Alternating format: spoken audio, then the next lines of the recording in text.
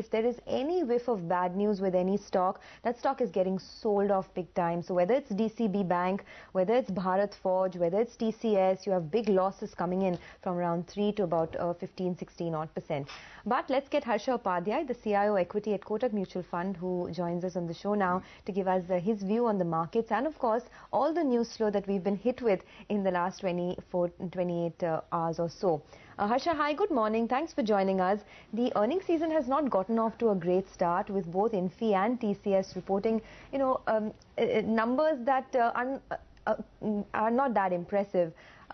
What would you do with the IT space first up? And between the Infy and TCS trade, what looks like a better option now? Clearly, IT results have been much below market expectations.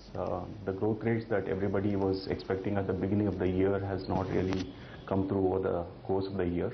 And we have always been saying that rupee depreciation alone cannot drive earnings for IT sector. So it may remain a little defensive in a volatile market.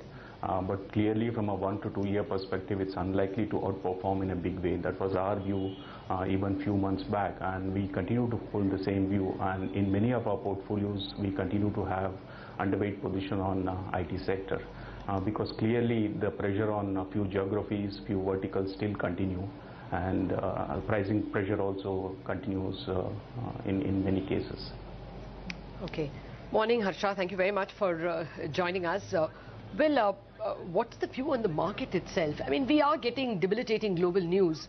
Have you revised your, say, 12-month Nifty forward returns? No, I think our view was always that second half is going to be better than first half in terms of earnings momentum.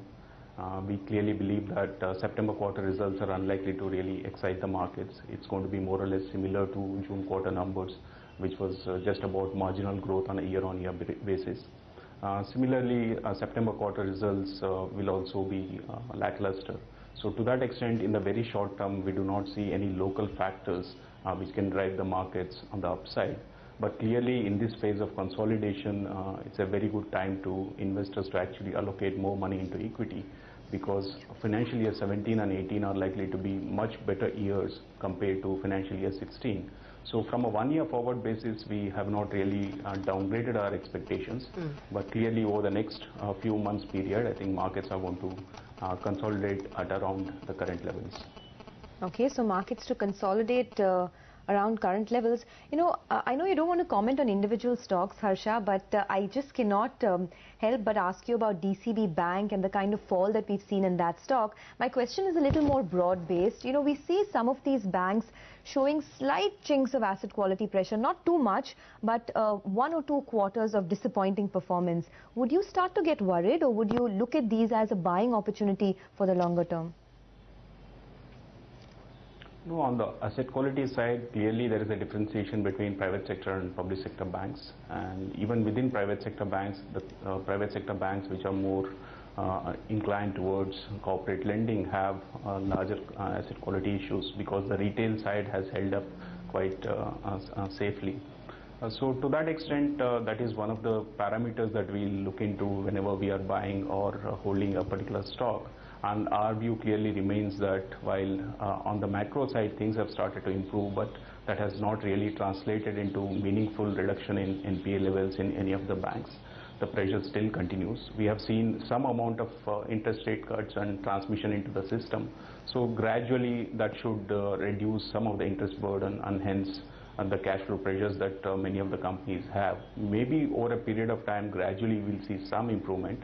But at this point of time, it's very unlikely that you will see significant improvement in asset quality issues anywhere in the banking space. So accordingly, we are not looking at that as a driver for banking stock performance in the near term. Okay. Well, I'll just persist with this very quickly for one more question. DCB, your associate company, I mean, I know you'll have Chinese walls, but your associate company, Kotak Securities, has downgraded it to a sell and and seen the big problem as it's doubling its branches and therefore the impact on the cost to income ratio as well as ROIs.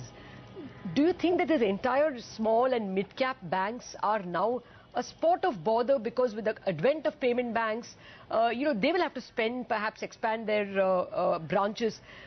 Is that a sector problem and not just a DCB problem? Yeah, maybe from a really long-term perspective, maybe they are getting squeezed between the newer banks that are going to come in and also the larger banks which already have a dominant space in the banking sector. So to that extent, compared to larger banks, the mid-sized banks will be more vulnerable for any new threat or new competition that's coming into the sector. But it's going to be a very gradual increase in competition. It's not going to happen overnight. So to that extent, it's very difficult to generalize and say that all mid-cap or mid-sized banks will be under pressure. It depends on each of those companies in terms of how they take care of the competition. Okay, well, that's about some of these mid-sized banks. But the other pocket that's seeing intense pressure today, Harsha, is some of these auto ancillaries like Bharat Forge. And now there are, higher concerns about slowdown in orders in some of the export markets that could impact their earnings. How do you approach names like these?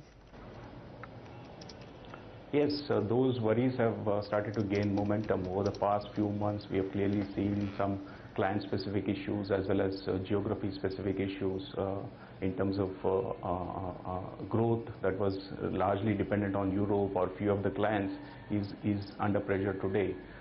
So to that extent, you have to be cautious on this space, and any incremental purchase of this in this space has to be looked at carefully, both in terms of growth prospects as well as the valuation, because this is one space which had done very well over the last 1 and 3 years time period.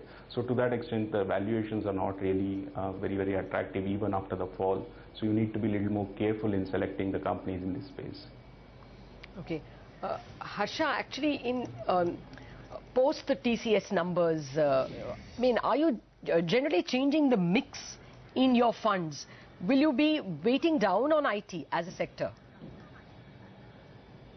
Lata, as I mentioned, we have been running underweight on IT sector in many of our portfolios.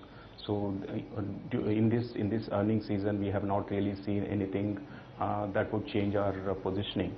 So we continue to remain circumspect in terms of the future growth of IT sector.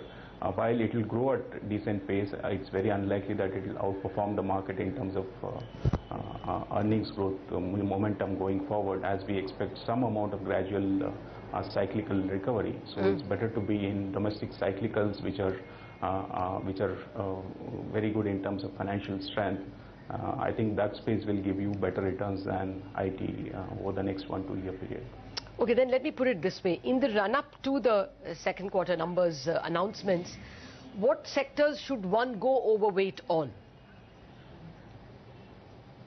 I think clearly the disparity between many of the stocks within the sector itself is increasing. I mean, I can give you enough examples where 2 stocks in the same sector have performed very divergently, and that would also depend on which kind of geography they are approaching, which kind of business they are approaching.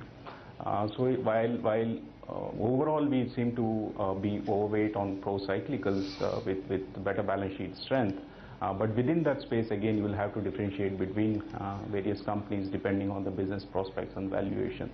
So to that extent, we are not really looking at adding or reducing positions in a big way during this earnings season. It's better to wait for the clarity, and if there is too much volatility around the result season, on the announcements dates, if it presents a good opportunity, maybe we will look at some of those stocks if we like them. But at this point of time, we are not really trying to change our portfolio position. All right, we'll leave it at that. Harsha, thanks for joining us. Well, that's the word coming in from Kotak Mutual Fund. The markets could be in consolidation mode, and the 2 key heavyweight sectors like IT and banks will not perform because of issues of their own. So there is a struggle for leadership in this market. For